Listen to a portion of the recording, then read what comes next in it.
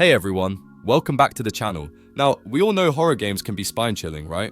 But did you know some RPGs take the fear factor to a whole new level? That's right. While most horror games are designed to scare you from the get-go, RPGs sneak in terrifying moments when you least expect it. These games build massive worlds with tons of characters and stories, and sometimes they throw in a twist that completely rattles you. You might be exploring a peaceful village or gearing up for an epic boss fight, but suddenly, something dark and creepy creeps up and shakes you to your core. It's the perfect way to catch you off guard when you think you're safe. In today's video, we're diving into 10 RPGs that are scarier than most horror games out there. These titles have mastered the art of blending grand storytelling with genuinely terrifying moments that will leave you on the edge of your seat. So, whether it's a sudden jump scare, an unsettling atmosphere, or a monster that makes you question your sanity, these RPGs know how to turn your nerves into pure dread. Let's talk Very about small them. portion of I'm the quickly audience moving is on to the subscribed video. to the channel. Before we start, Please if don't you forget enjoy to these subscribe types of if you list like videos, these types don't of forget videos. to like the video and Thanks. subscribe. Enjoy watching.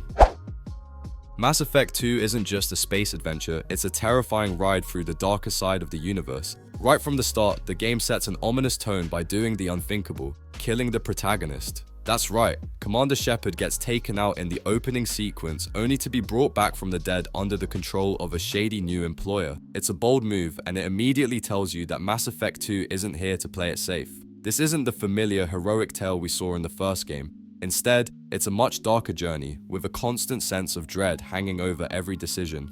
One of the creepiest aspects of Mass Effect 2 is the villain. Well, villains really. You're forced to work with some of the very characters you fought against in the first game, and that's uncomfortable in itself, but it gets worse. You're constantly pursued by an insectoid race known as the Collectors, who can be lurking anywhere at any time. They're silent, relentless, and terrifying, making you feel hunted in a way that few video games manage to pull off. As if that wasn't enough, the stakes are higher than ever, with the looming presence of the Reapers casting a dark shadow over every decision you make. The atmosphere of Mass Effect 2 also cranks up the tension. Gone are the relative comforts of the first game. There's no time for diplomacy or exploration like before. Instead, you're forced into intense life-or-death situations that constantly remind you of how fragile the universe really is. The side missions are no longer light-hearted distractions. They are full of tragic stories, unsettling locations, and eerie moments that reinforce the feeling of isolation. Take the Overlord downloadable content, for example. It's about an AI that's gone rogue, and trust me, it's as disturbing as it sounds. It's a story about control, loss, and the very nature of humanity, and it's haunting to experience. Then, there's the Normandy crash site. Once the symbol of your team's strength and unity, it's now a grim reminder of everything that's been lost. The place is eerily silent, and wandering through the wreckage, it's hard not to feel the weight of the inevitable. The game doesn't offer many moments of comfort, and the closer you get to the Reaper's return, the more desperate and hopeless everything feels. Mass Effect 2 doesn't just challenge you to save the galaxy, it challenges you to face the terrifying reality of what happens when all seems lost, and that's what makes it scarier than a lot of traditional horror games. Drakengard is one of those games that sneaks up on you. You pick it up expecting a traditional fantasy experience with dragons, sword fighting, and magical adventures. Maybe a little like the famous Panzer Dragoon, right? But then, you find yourself plunged into a world where nothing is what it seems, and the line between hero and villain is incredibly blurry.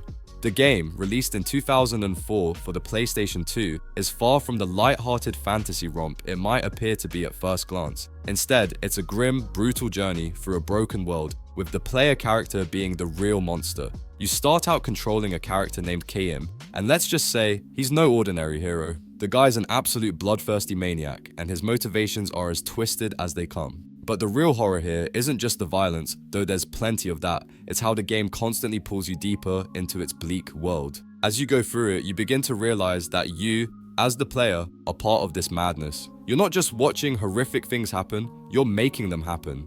It's a chilling thought that the scariest monster in Drakengard isn't some terrifying creature, but the player-controlled protagonist himself. The themes in Drakengard are also pretty heavy. We're talking abuse, cannibalism, insanity, and a complete breakdown of everything you thought was pure and good in a typical role-playing game. The music alone gives you a sense of impending doom. It's not the kind of orchestral score that would inspire a sense of adventure. It's haunting, unsettling, and almost frantic. You can almost feel the weight of the world bearing down on you with every step. The game doesn't shy away from showing the darker sides of human nature, making it a truly uncomfortable experience from start to finish. Even the imagery in Drakengard plays into this theme of corrupted innocence. There's a sense of unease that lingers throughout, even when the game isn't being overtly graphic. It's more about what's implied than what's shown. It's the kind of game that stays with you long after you put down the controller, leaving you questioning what you just experienced. For those looking for a game that offers more than just traditional fantasy fare, Drakengard is a dark, unforgettable ride through a twisted version of the RPG genre. And when it comes to games that are scarier than most horror titles, this one absolutely deserves a place at the table. When it comes to horror, most games lean heavily on jump scares and dark corridors, but Vampire, The Masquerade, Bloodlines, now, that's a different beast altogether. As a sequel to the tabletop classic, this game took what worked and cranked it up, giving us a world filled with danger, betrayal, and, let's face it, more than a few sinister characters. The game's dark atmosphere and morally ambiguous characters make it a haunting experience from start to finish. But let's talk about one level that's so terrifying it's practically legendary. The Ocean House Hotel mission in Vampire: The Masquerade. Bloodlines is what nightmares are made of. On paper, it seems like just another fetch quest, you know, the kind where you go to a spooky location, find an item, and head back. But this hotel, it's not just spooky, it's downright unsettling. As you walk through the empty halls, the soft, disjointed sound of piano music echoes like someone's playing it just out of sight. It's quiet, too quiet, but that's exactly what makes the whole experience so unsettling. You're never quite sure when something is going to try and kill you. The real horror of this level doesn't come from monsters jumping out at you. It's the subtle, almost invisible danger lurking around every corner. A mysterious phantom haunts the hotel, throwing objects at you when you least expect it. The worst part? You never actually see it. The only way to make your way through this place is by creeping around, hoping you won't hear the sound of something heavy zooming towards your head. It's a test of patience and, honestly, bravery too. It's levels like the Ocean House Hotel that prove Vampire: The Masquerade. Bloodlines deserves its place among the scariest role-playing games ever made. It's not about monsters or gore. It's the psychological terror of a world that feels real, but also full of danger at every turn. It's the kind of game where you can't trust anyone, especially not yourself, because the deeper you go, the more you realize you're just a puppet in a much darker game. So, if you're looking for something that creeps under your skin and stays there long after you've turned off the lights, this one's definitely worth a shot. Earthbound, a game that at first glance looks like an adorable Nintendo adventure, is a surprising entry on the list of RPGs that are scarier than most horror games. It's one of those titles that fools you with its cartoony visuals, cutesy characters, and fun, quirky world, but once you dig deeper, you start realizing this game hides a truly disturbing and dark core. It's like one of those movies that lures you in with its charm, only to reveal an unsettling, almost sinister underbelly as you move through it. One of the most chilling aspects of Earthbound is the theme of innocence lost. The game starts off in a small, quiet town where everything seems bright and peaceful, but as the story unfolds, you see that something's not quite right. The enemies you face are abstract, surreal, and downright disturbing at times. You start to feel like the world around you is slowly falling apart, and there's this sense that the more you uncover, the worse things get. It's as if the world is shifting and warping, leaving you with an eerie feeling that you're no longer in control. Then, there's the final boss, Gigas. Gigas is not your typical villain. You don't get the usual grand reveal or epic showdown. Instead, you face an incomprehensible swirl of chaos, an entity so strange, so alien, that even its very presence is unsettling.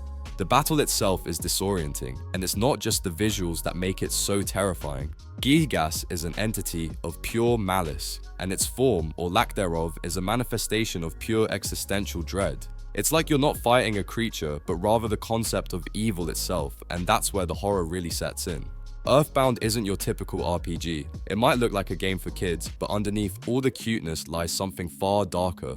From the bizarre enemies to the mind-bending final boss, the game creates a kind of tension that many horror games fail to match. It's the perfect example of how sometimes the scariest things are hidden in plain sight. If you haven't experienced it yet, maybe it's time to take a trip to the world of Earthbound. But be warned, it's a lot creepier than you might expect.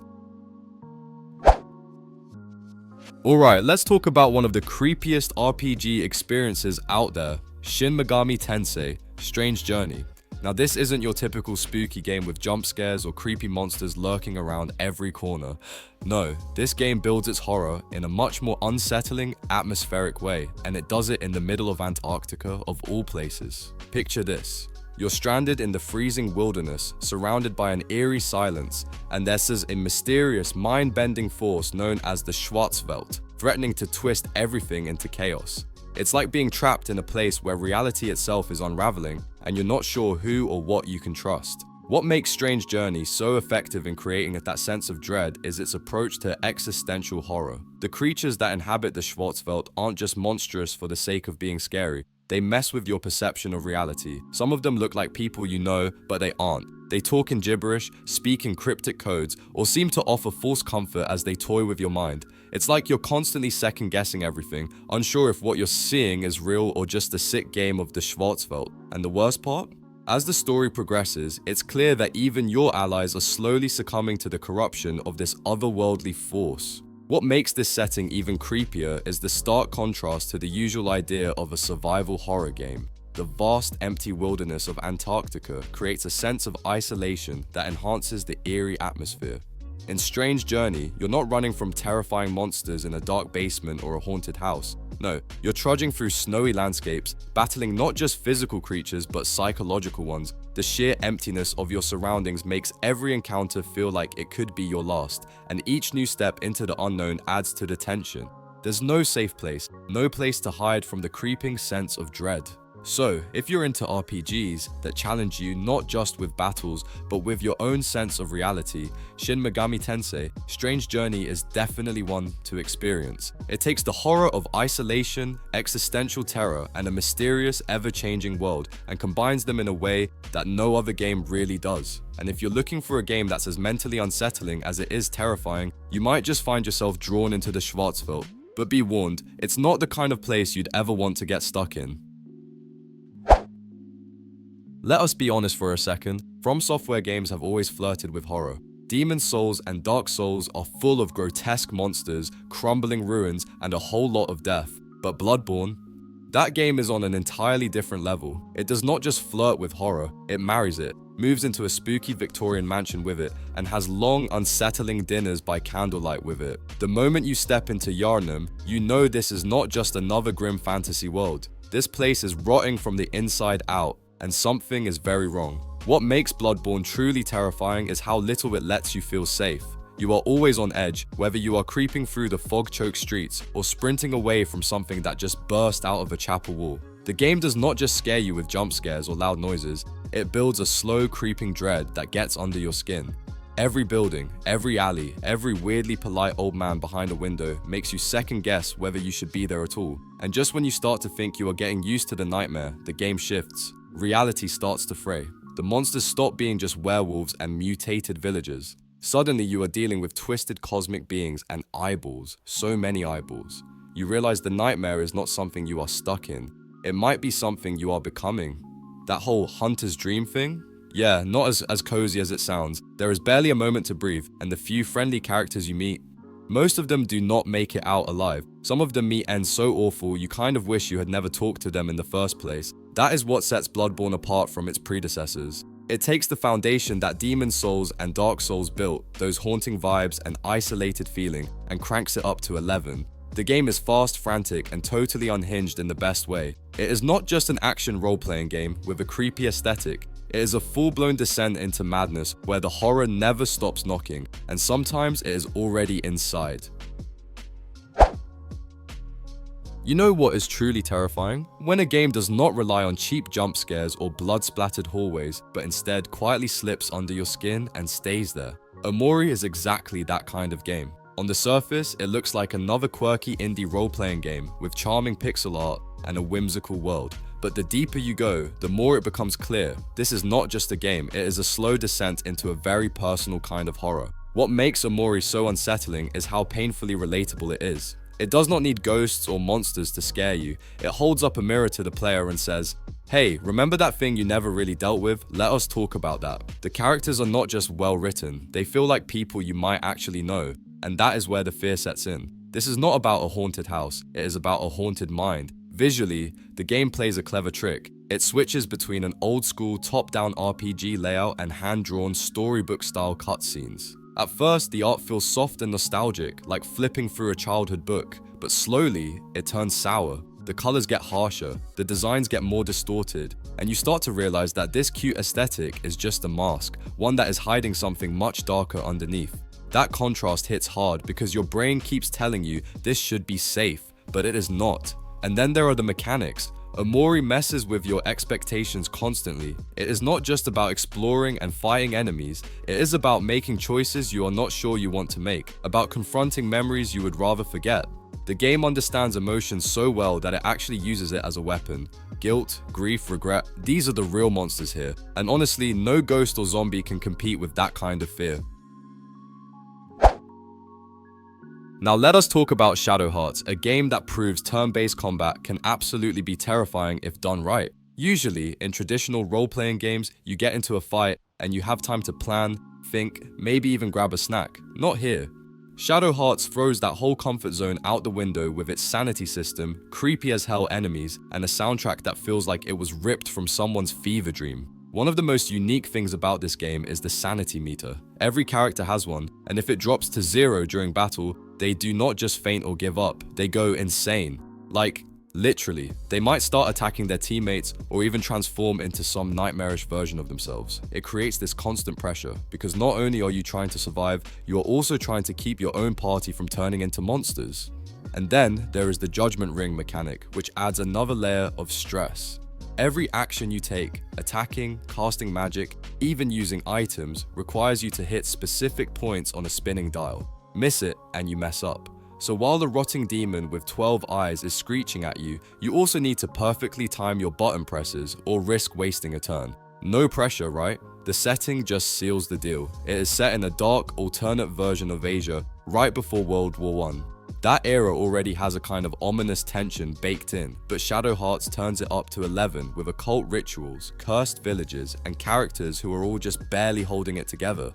You cannot trust everyone, and sometimes you cannot even trust your own team. That slow burn psychological dread, combined with grotesque visuals and genuinely stressful mechanics, makes Shadow Hearts one of the creepiest RPGs out there, horror game or not. Look Outside is one of those games that sneaks up on you. At first, it looks like a weird little indie role-playing game with chunky 16-bit graphics and an odd tone. But give it 5 minutes, and you will realize you are in something way more twisted than expected. The game does not explain much. In fact, it seems almost determined to keep you in the dark. You just wake up in the middle of some sort of collapse, with bizarre creatures crawling around and reality itself starting to fall apart. And your job? Survive for 15 days. That is it. The monsters you face in Look Outside are straight out of someone's fever dream. They are not just creepy, they are wrong. Glitched, twitchy, and unpredictable, like someone fed a haunted art book into a corrupted game engine. They are not always aggressive right away either, which somehow makes them worse. You never know if you are supposed to run, fight, or just stare in awe. And the survival mechanics make it even more intense, scavenging for food, watching your sanity, deciding whether to trust the stranger offering to help or leave them behind. And yes, there are other humans. Kind of. Sometimes they are friendly, sometimes they are definitely not. Occasionally, they will join your party, and that is where the game starts playing with your head. Every new companion feels like a gamble. Are they going to help you survive another day, or are they going to snap when things get weird? The writing does a great job of making even the quiet moments feel tense. You are never quite sure what is real or what someone might do next. What makes Look Outside scarier than your average horror game is how little it relies on jump scares or gore. Instead, it builds this gnawing sense of dread, like the world is coming undone thread by thread and you are just trying to hold on. It is chaotic, it is bizarre, and it is one of the most unsettling role-playing experiences out there. And honestly, that is what makes it unforgettable. Sometimes, the scariest thing a game can do is throw you into the deep end and whisper, "Good luck." Parasite Eve is one of those games that hits differently. At first, it might look like just another turn-based role-playing game from the late 1990s. But then, bam! The game literally opens with an opera performance where the entire audience bursts into flames. That is not your typical press start moment. This is how we meet Eve, a villain so unsettling that she immediately sets the tone for the entire experience. And no, you are not dreaming. Things only get weirder from there. The horror in Parasite Eve is not just about gore or jump scares, it is rooted in something more disturbing: body horror and scientific dread. The enemies are not just monsters, they are mutated, disfigured victims of Eve's powers. As you move forward, these creatures become more grotesque, more twisted, and more wrong in ways that are hard to describe. It makes every encounter feel like a descent into something unnatural, and that slow build-up of discomfort is exactly what sets this game apart. What really messes with your head though is the game's obsession with mitochondria. Yes, mitochondria, those little things from your high school biology textbook. The story dives into how these cellular components might be sentient, ancient forces that can reshape the human body from the inside out. It raises questions that are both fascinating and terrifying. What if your own cells turned against you? What if evolution decided it had other plans? It makes the horror feel a little too close to home. And let us not forget the atmosphere: constant dread, eerie silence between battles, and the feeling that you are never quite in control. Parasite Eve builds hopelessness in a way that few horror games manage. It makes you feel small, vulnerable, and very alone. Combine that with the abstract horror, the scientific madness, and one of the most memorable villains in gaming, and you have got a role-playing game that is honestly scarier than a lot of straight-up horror titles. The video ends here. See you in another video. Don't forget to subscribe.